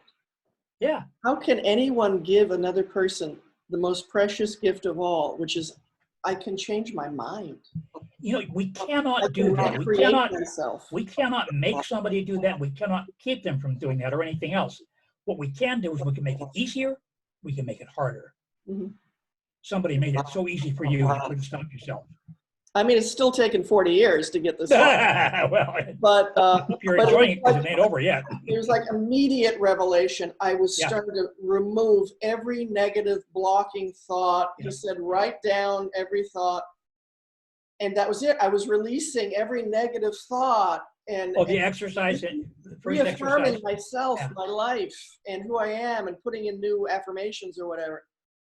I renewed myself. I was reborn. I was given the manual for changing my life, and boy, I worked it, and it worked. So I know what this did for me. I know what it can do for other people. That's why I'm such a fervent zealot. You're a zealot. all the people who aren't zealots, raise your hand. Zealot for Seth, but you know, in an easygoing, not orthodox way. Just it's enthusiasm. It's like, I know this worked for me. And the best thing I can give others really is that, to have the key to self-transformation and self-destiny, and opening their own creativity, and knowing that they're part of a universe that loves them, and that they're precious, and they're beautiful, and they're wonderful, is the most life-affirming information there is. And yeah, sure, I want to give that to everybody. Yep. And that's a good way to make it easier for them to go that way. What was the full sense? The good way to I what? say that's a good way to make it easier for them to go that way. When it comes to spiritual breakthroughs, I mean, not just, hey, life on earth will be easier and I'll feel better, but this is message for your eternity. Whatever dimension you want to go to next, you're absorbing a manual for that when you read Seth Speaks and other things. Also realize that the fact that they are there with you means they're ready for whatever you give them. Oh, I don't know. Whether it looks like it or not, whether they think they are or not, if they weren't ready, they wouldn't be there. They'd be with somebody else. Well, it's not me. It's like, I love to talk about Seth wherever I go, and it's about them finding whatever their answers are. And it's nice to say, it's not ready for me. It's ready for whatever their next breakthrough is. Well, they're ready for whatever they take away from it. Yeah. Yeah. And one thing I trust too is nobody's alone. Everybody has a support mechanism of all that is. You can call it guardian angels or guides, or all that is, or your entity oversoul, or your parallel selves who really want to help you out. Probable selves, we'll say too. But I trust that everybody really is on exactly the right course they need for exactly what they need to learn to develop themselves into the most spectacular self they can be. And you know, good. One of my all-time favorite Seth quotes, and that comes from Personal Reality. You are beings unlimited by nature, born into flesh to materialize as best you can the great joy and spontaneity of your nature. Believe then that you are, well, I mean, that says it all. Again, I wanted to say the word poetry, but that's what truth sounds like, poetry. It's like, and to say you are. That means as we listen to those words, we have to wear them, because he's saying present tense. Are. Not you're going to be. You For someday are. we hope you can achieve this, but yeah, right. Read it again, and let's all hear it with all that is talking to us directly and saying those words. Say it again. Actually, I left out the first line. The first line is, you create your reality directly. You collect from the interior universe and the exterior one data which seems to correlate with your beliefs. Believe then that you are a being unlimited by nature, born into flesh to materialize as best you can the great joy and spontaneity of your nature. And that's on page 60 of the first hardbound edition. I don't know where it is anyplace else, but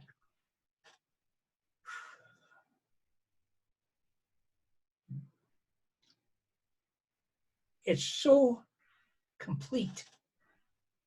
You know, no loose ends, no dangling participles. People often ask, and I'm sure they have you, do you really believe that in Seth, you know, this disembodied spirit and all that stuff? And from the very beginning, I've always said the same thing. I couldn't care less. The material stands on its own. If it didn't, I wouldn't be interested. And I don't care if Seth was a figment of her imagination or a Martian come down to Earth, you know, I don't care. Couldn't possibly care less. The material stands on its own merit, and it's got plenty of merit to go around. It's got what? Plenty of merit to go around. Plenty of merit to go around. Yeah. We are so fortunate to have been here at this time, you know. But that was part of our plan. Yeah. Yours, mine, all of us, you know. Otherwise, we wouldn't be here. We'd be someplace else.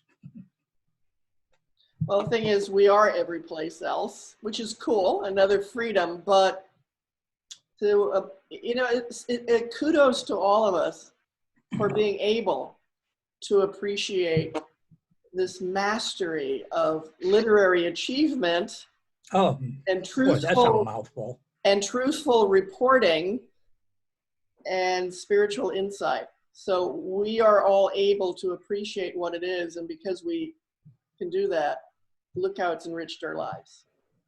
I love that phrase, mastery of literary achievement. Boy, did you just I must have read that somewhere. That? Just stuck in there. Improvise that, or have you said that before? Did some? I mean, is that? Did we witness the birth of that phrase? Must have heard it somewhere. But yeah, it's a mastery literary achievement. But it's, I am such a truth. I want truth, and truth, and here it is.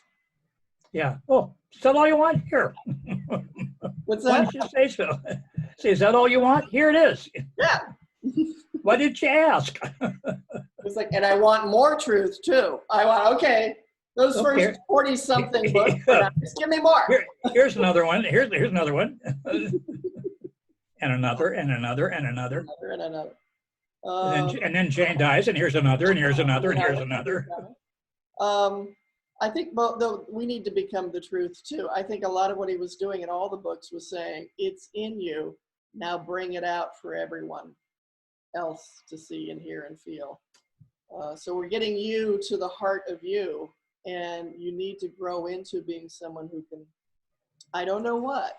Did you ever hear? Find out where we're going with this. And Did you ever hear of reductio ad absurdum? It's a term in logic. What the words are? Reductio ad absurdum. It's a Latin phrase. It means to sounds like reduce a part of the body you're not supposed to talk about. No, it's a phrase in Latin that is used by logicians and philosophers, and it's a way of proving something by proving that its opposite is absurd. Okay. Okay, and so if you can't prove what it is, prove what it is by proving what it isn't. Couldn't happen. I already want to jump in. You create your own reality. The opposite being you do not create your reality. Well, Exactly. Is absurd. That is absurd to think you do not create your reality. So my reason for bringing that up was that sometimes we have to use reductio ad absurdum to prove to ourselves that living our life a certain way won't work. We have to do it and do it and do it and do it and do it until we finally say, you know what, it's never going to work, and look for a better way. Sometimes we wise up partway down the road and say, you know what, this is not going where I thought it was going. But some of us, that's not far enough. We got to go all the way to the bitter, bleeding end. And or the joyful, fulfilling end when it doesn't end, you know. I've done it both ways. I prefer looking down the road at the very beginning and saying, you know what, this doesn't feel right.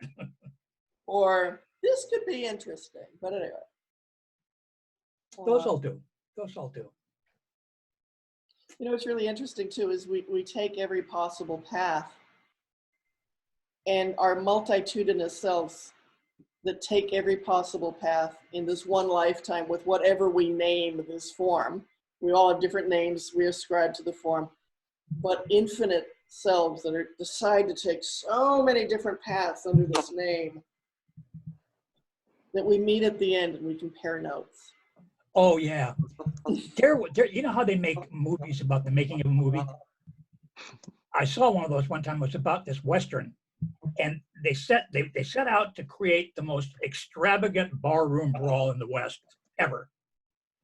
And they showed, you know, quite a long part of people talking about how they're going to do it, and the director and the actors and stuff. And finally, they showed the scene.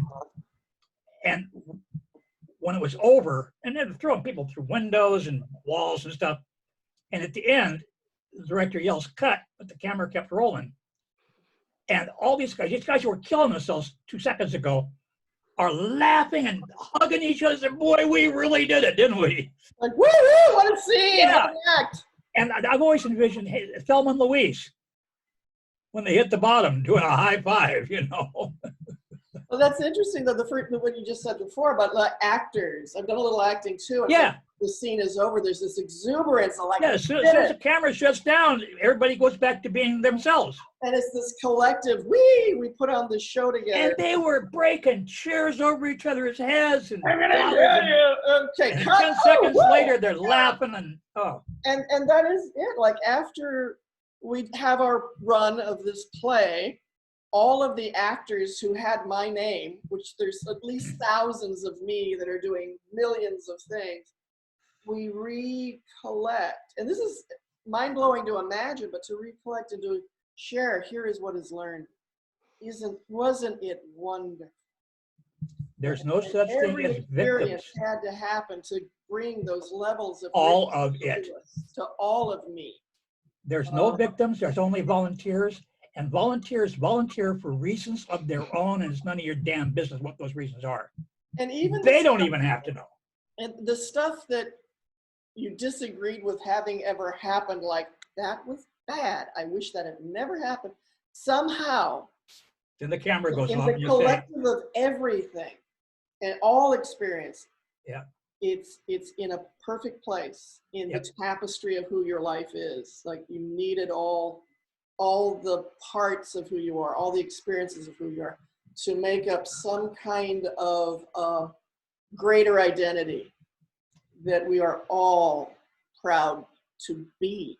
Yep. Who we are is so immense. And when we find out who we are in our greater identity, wow, we're going to be proud to be just who we are. And one of the most useful insights I ever had was realizing that there are some things that we hide from ourselves because it would interfere. And the moment I wouldn't interfere, suddenly we realize, oh my God, that's what happened, you know? It's all carefully orchestrated. The intricacies of reality are astounding, and we are part of the webwork of this infinite intricacy of reality. On the little blurb on the back of my novel, I said it shows how the benevolent conspiracies that we use to form the dramas of our lives. Benevolent conspiracies that we use to form the dramas of our lives. I like it. Yeah. I like it. Benevolent conspiracies. I just love that phrase. And I made it up, that phrase up as I was writing that sentence. It just came to me and Channel. Yep. That's a keeper. And so here we are, up to our eyeballs in benevolent conspiracies, including COVID-19.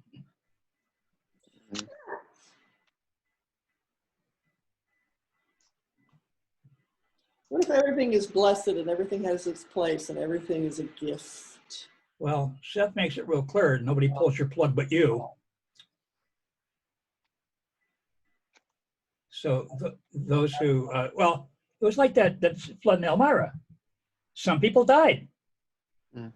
Some people didn't want to be bothered, so they arranged to be out of town at the time. Everybody had their own agenda. And they played it out.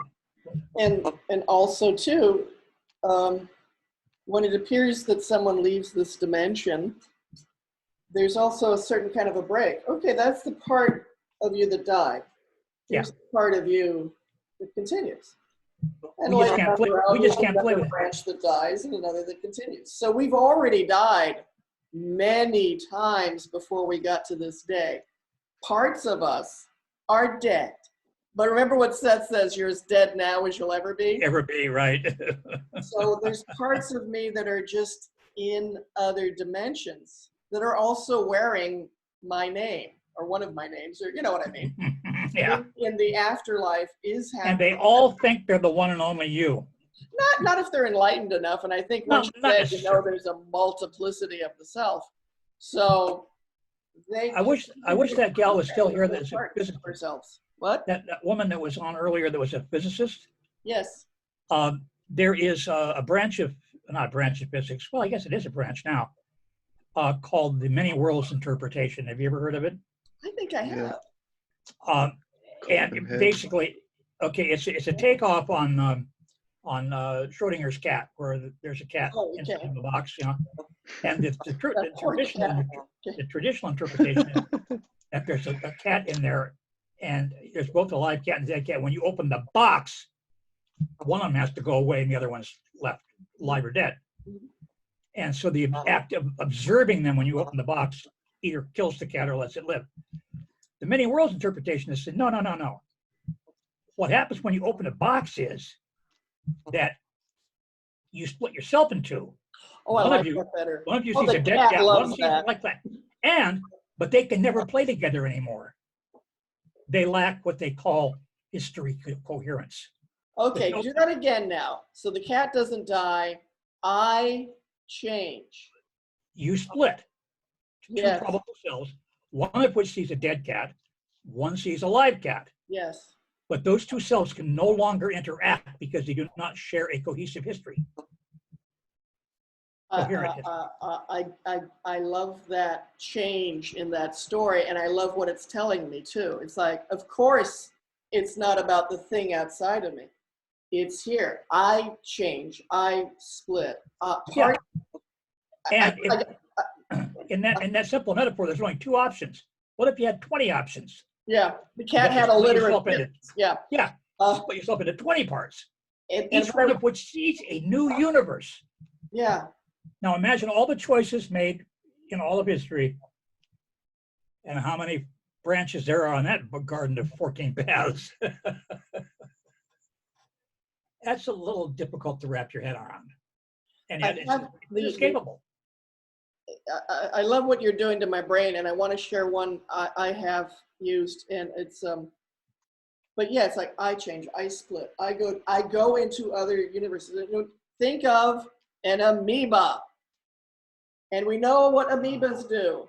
And it's wonderful to watch under a microscope, scope, all the little dots in the amoeba saying, I want to be on this side.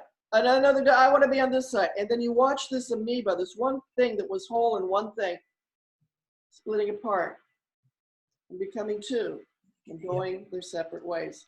We do that all the time. We are as much. And we're so good at it that we don't even have a clue that we're doing it. And we are so empowered that we are regenerating, recreating ourselves. We are all amoebas. And then what happens? Then that amoeba, the next both amoebas, they also later on do a split. And then they also do a split. What I also find fascinating about this is when you look at the before that happens process, all these little dots are squiggling around here. Yeah. And you might even relate it to Jane's aspect psychology. All these elements of personality within themselves freely choose which way they want to go. Freely choose. Like there's so much growth. And then all the elements in that one being called an amoeba says, I want to go this way. I want to go this way. And the answer is yes. Yeah. And they go their different ways and explore a different universe.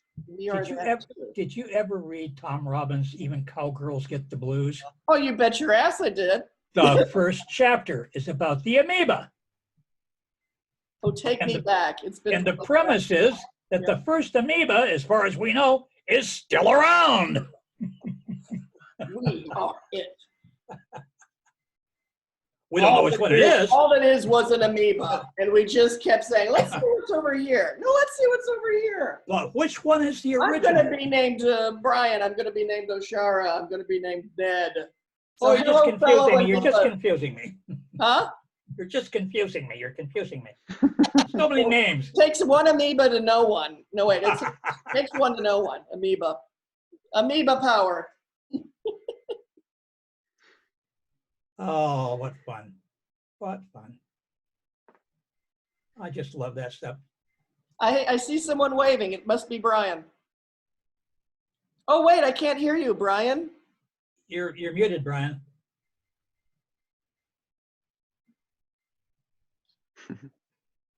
You're muted. Unmute yourself, young man. I don't want to. Oh, my God. Kate, why is he unmuted? He seems to be able to hear us. Now you unmute yourself. Are you muted or unmuted? He's muted. There he is. All right. Now we can hear you. For some reason, I couldn't unmute myself. So, oh, really?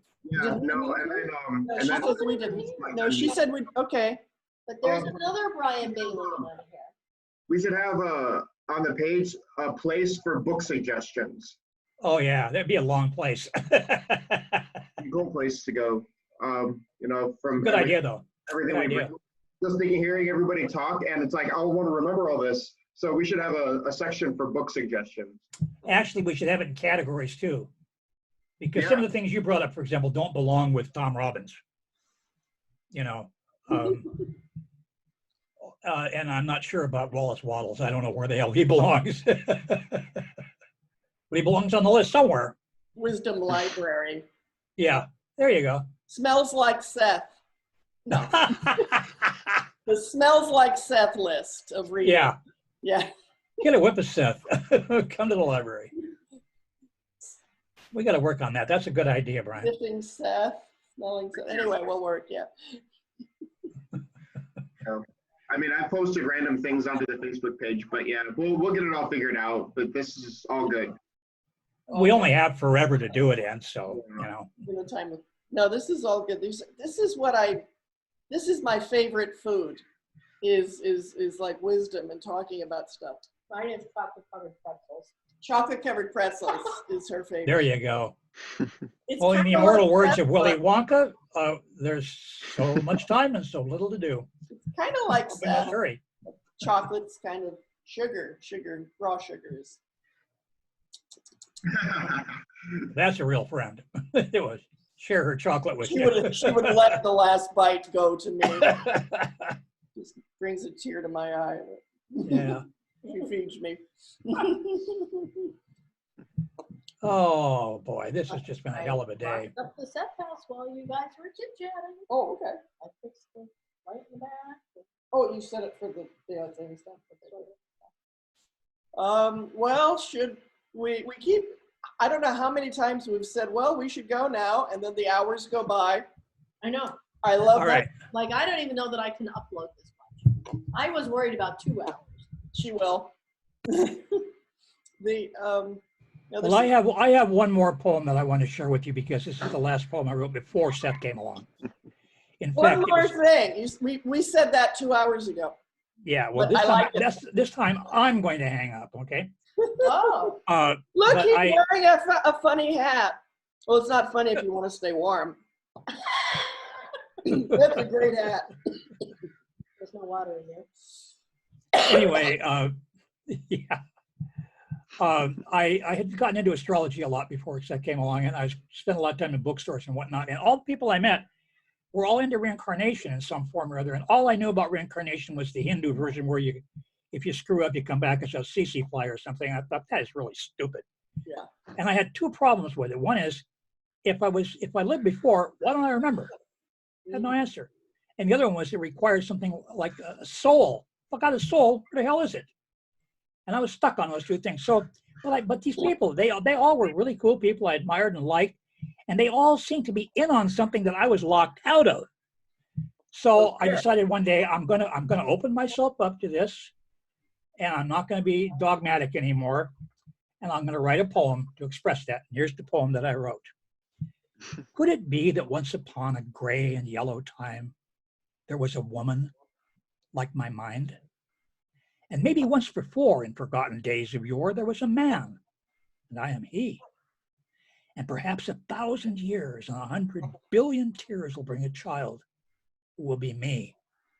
And maybe we will be forever. 3 days later, I'm holding Seth in my hands.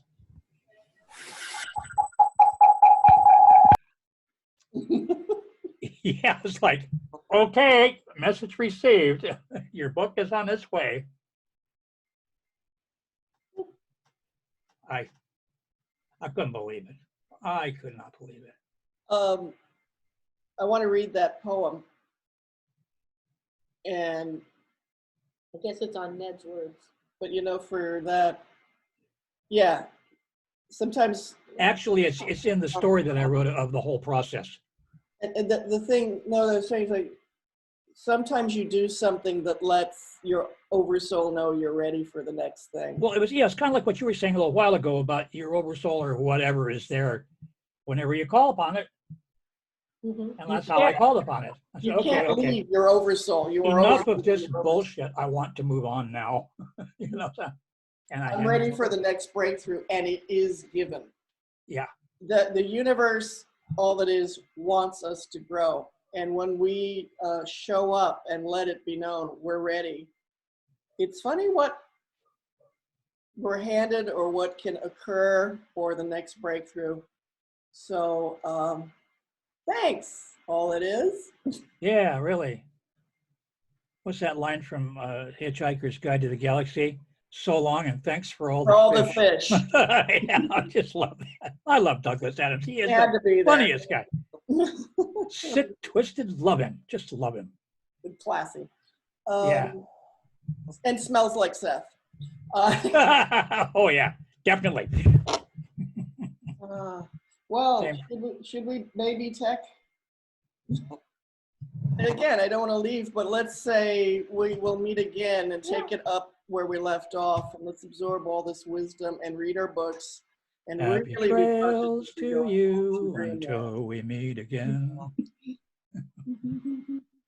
Any final words? No, nothing final. Any words before we meet again from anyone? Anybody want to share? Same time, same station next week?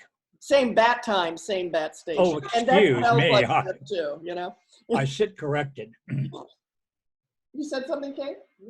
I think she was making a sound. Any wisdom? No? Okay, let's all put our fingers simultaneously. Wait. Oh, wait. Wait, She has to do I something. don't know. Why is he muted again? Who? I can't unmute him. Okay. There you are, Brian. Oh. Are you trying to talk? Oh, no, yeah, we can just, we'll see each other again tonight in our dreams. Oh, yeah. It's agreed. Okay, ready? Here we go. Oh, I can just end the meeting. Should I do that? Or we all do it together? Can Goodbye. you hear me? Murder us all in one swipe. All right. All right. Bye-bye. Can you hear me? Yes. Bye-bye. Well, thank you very much. Thank you. Great conversation and a beautiful tour. Thank you, Oh. Ned. Thank you, Oshara. Thank you, Kate. Thank You you, are so everyone. welcome. Totally love you all. All right. Good night, all. See you See you, in see you next week. See you. Love and kisses. See you. Bye. Ready?